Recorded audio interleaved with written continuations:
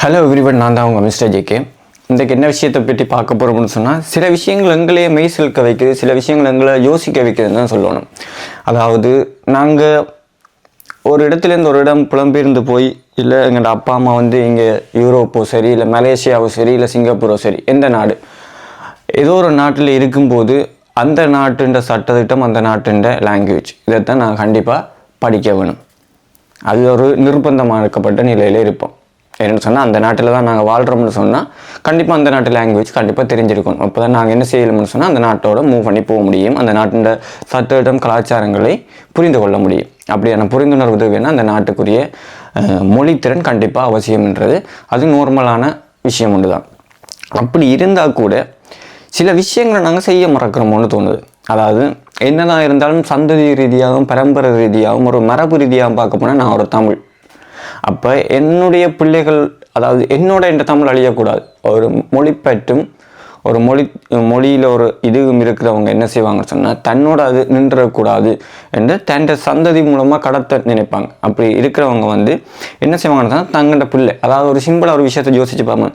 இப்போ எனக்கு ஒரு பிள்ளை பிறக்குதுன்னு சொன்னால், அந்த பிள்ளைக்கு நான் என்ன செய்வேன், அதாவது என்னுடைய இதுதான் அப்பா, இதுதான் அம்மான்னு நாங்களே அறிமுகப்படுத்தி கொண்டு, இது உன்னுடைய தம்பி, இது என் அப்பாண்ட சித்தப்பா, பெரியப்பா, சித்தி, மாமி அப்படின்னு சொல்லி எங்கள்ட உறவுகளை எவ்வளவு ஆர்வமாக அவங்களுக்கு அறிமுகப்படுத்த நினைக்கிறோமோ அந்த அளவுக்கு எங்கள்ட மொழித்திறனை நாங்கள் அவங்களுக்கு கொடுக்கவோ இல்லை வளர்த்துவிடவோ மறந்துடுறோம்னு தான் சொல்லுவோம்.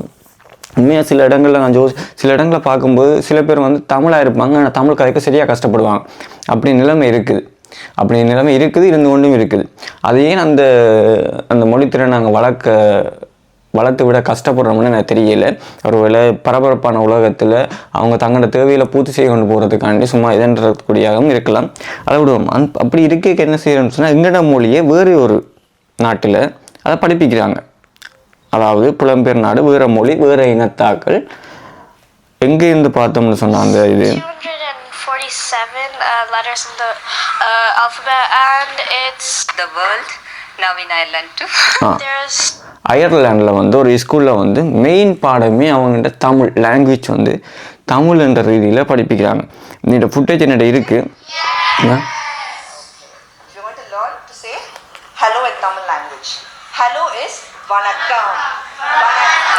இதில் வந்து பார்த்தீங்கன்னா இந்த வீடியோவில், அதாவது அந்த ஆபிரிக்கா இனத்தவங்க இருக்காங்க, வெள்ளைக்காரர் இருக்காங்க, ருமேனியன் அப்படின்னு சொல்லி எல்லா இன மொழி சார்ந்த ஆட்களும் இதிலிருந்து அந்த தமிழ் என்ற லாங்குவேஜை படிக்கிறாங்க. இதே மாதிரி நான் ரீசெண்டாக இன்னும் ஒரு வீடியோவில் பார்த்தேன். எங்கேன்னு சொன்னால், இதில் வடகொரியாவோ ஒரு தென்கொரியா, அது சரியான டீட்டெயில் எனக்கு தெரியல, ஒரு கல்வெட்டில் வந்து தமிழ் சம்மந்தப்பட்ட எழுத்துக்கள் வந்து ஆனா தொடக்கம் அந்த உயிர் எழுத்துக்கள் வந்து அப்படியே பதிக்கப்பட்டிருந்ததையும் பார்த்துருக்கேன். மற்ற ரீசெண்டாக இப்போ மோஸ்ட்லி வந்து எல்லா இடத்துலையும் இந்த தமிழ் வந்து பரவிட்டு போகிற மாதிரி சில அதாவது என்னென்னு சொன்னால், அப்படி செய்து அவங்க ட்ரெண்டிங் ஆகுன்ற ஒரு காரணத்துக்காண்டி செய்கிறாங்க தெரியல. இந்த சைனாவை பொறுத்த வரைக்கும் தமிழை முன்னுரிமை கொடுத்து, அதாவது ஆர்வம் காட்டி படிக்கிறாங்க. மலேசியாவில் வந்து தமிழ் வந்து மலையா என்ற லாங்குவேஜ் அவங்களோட சந்ததியான லாங்குவேஜ், அதை தவிர்த்து தமிழ்ன்றது அங்கே ஒரு முன்னுரிமை கொடுக்கப்பட்ட ஒரு லாங்குவேஜாக இப்போ வரைக்கும் இருக்குது. மற்றது நார்மலாக இந்தியா, ஸ்ரீலங்கா இதெல்லாம் தமிழ் சார்ந்த நாடுகள், தமிழுக்கு அவ்வளவு முன்னுரிமை கொடுக்குற நாடுகளாக இருக்குது. அதே மாதிரி ரீசெண்டாக இப்போ வளர்ந்து கனடாவிலெல்லாம் பார்த்தீங்கன்னு சொன்னால் தமிழுக்கான ஒரு உரிமம் கொடுக்கப்பட்டிருக்குது.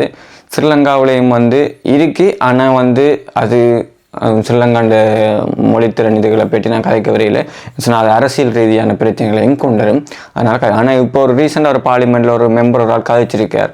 அது எல்லா போர்ட்லேயும் வந்து தமிழுக்கு, மற்றது சிங்களத்துக்கு, இங்கிலீஷுக்கு, மற்றது சைனீஸுக்கு முன்னுரிமை கொடுத்துருக்கு, தமிழை வந்து பின்தள்ளப்பட்டிருக்கு. அதுக்கான காரணம் என்னன்னு சொல்லி ஒரு சிங்கள எம்பி ஒரு ஆள் வந்து பார்லிமெண்ட்டில் கதைச்சிருக்கார். உண்மையாக வரவேற்க வேண்டிய விஷயங்கள், சில விஷயங்கள் வந்து சிலங்கள் இப்போ நடந்துட்டு போகிற விஷயங்களை பார்க்கும்போது சில விஷயங்கள் ஓகேவும் இருக்குது. நான் லாங்குவேஜ் பற்றி கேட்கணும், லாங்குவேஜ் பற்றி கேட்கணும். ஆனால் நீங்கள் இனி வரும் கால சந்ததிகள் என்ன செய்யணும்னு சொன்னால், கண்டிப்பாக உங்களுடைய மரபு ரீதியான மொழி திறனை வந்து கண்டிப்பாக வளர்க்குற அது ஒரு விதமான ஒரு பெருமை.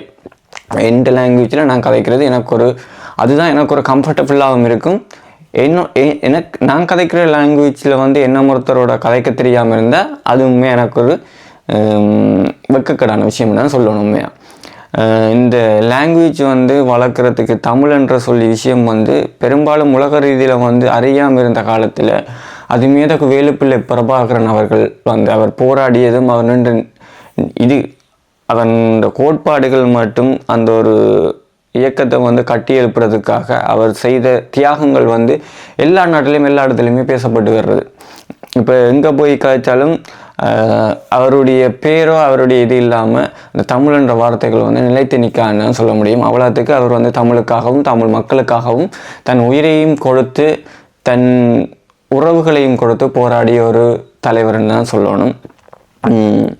அதனால் உங்கள்கிட்ட யாருக்காக இல்லாட்டியும் உங்களுக்காகவும் உங்கள் சந்ததிக்காகவும் தமிழ்ன்ற விஷயத்தை கண்டிப்பாக வளர்த்து கொள்ள வேண்டும் என்ற ஒரு நிர்பந்தம் கண்டிப்பாக எல்லாருக்குமே இருக்குது. கடமை எல்லாருக்குமே இருக்குது. சொல்ல வேண்டிய கடமையும் எனக்கும் இருக்குது. அதை சொல்லியிருக்கேன். உங்களால் முடிந்த அளவு தமிழை கொஞ்சம் வேண்டாலும் வளர்க்க ட்ரை பண்ணுங்கள். நன்றி. It's spoken by 70 to 100 million people across the world, and now another few dozen in a County Meath school. As part of the language sampler module, pupils in Ashburn Community National School have been learning the oldest language in the world that's still spoken, called Tamil. It's a language that it's really ancient, and it came from India, and most of my family are Tamil. We're learning about guess the vowels, how to say what your name is, or nice to meet you, how to say goodbye as well. The language is called Tamil, but the word also refers to a people. Tamil is a culture with its own sport, clothes and food. Okay, this is Bokaram, this is Ili, this is Ladu, and this is Katopi Makami. Pupils here had a chance to taste some of that food as they celebrated a Tamil festival. This is our first time tasting Tamil food, and the culture. They wear different types of clothes, and they have this thing called Diwali, where you put lights everywhere, and it's a tradition every year. It's a traditional Tamil top. I have it because most of my family are Tamil, and they are from Mauritius. The language is now spoken in every county in Ireland, and even though Tamil is over 5,000 years old, it's actually increasing in popularity. It also speak in Sri Lanka, Malaysia and Singapore, in all over the world, now in Ireland too. There's 247 letters in the alphabet, and it's quite hard, quite easy to learn. So in between. As part of the program, the pupils learnt not only the language but also the culture and its sports. How do you say goodbye in Tamil? To Wicklow next, and Reem was at Kilmechanic National School,